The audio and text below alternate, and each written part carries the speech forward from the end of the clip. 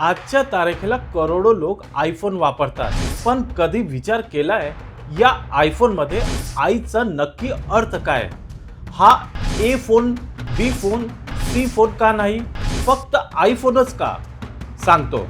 नमस्कार, मी अब्बास सय्यद आणि आपण पाहत आहोत टाइम्स नाव मराठी. तर या आय अल्फाबेटची स्टोरी सुरू होते 1998 पासून, जेव्हा ॲपलने त्याचा पहिला आयमॅक कम्प्युटर लॉन्च केला होता. त्यावेळी इंटरनेट हळूहळू लोकांपर्यंत पोहोचत होता. तेव्हा ॲपलने सांगितलं होतं की त्याच्या प्रोडक्टच्या नावापुढे लावलेल्या या आयचे 5 अर्थ आहे.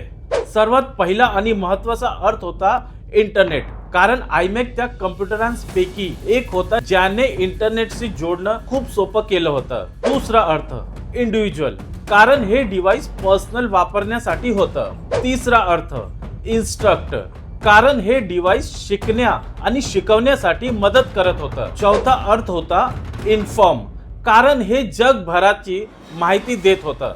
आणि पाचवा अर्थ होता इन्स्पायर, कारण यात खूप काही नवीन आणि क्रिएटिव्ह होतं आणि ॲपलला वाटलं होतं की दुनिया यासाठी इन्स्पायर होते.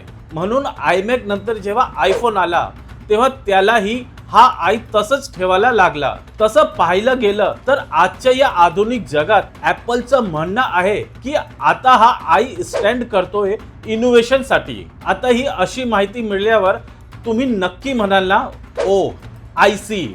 तर माहिती उपयुक्त वाटली असेल तर टाइम्स नाव मराठीला लाईक करा, शेअर करा, सबस्क्राईब करा. धन्यवाद.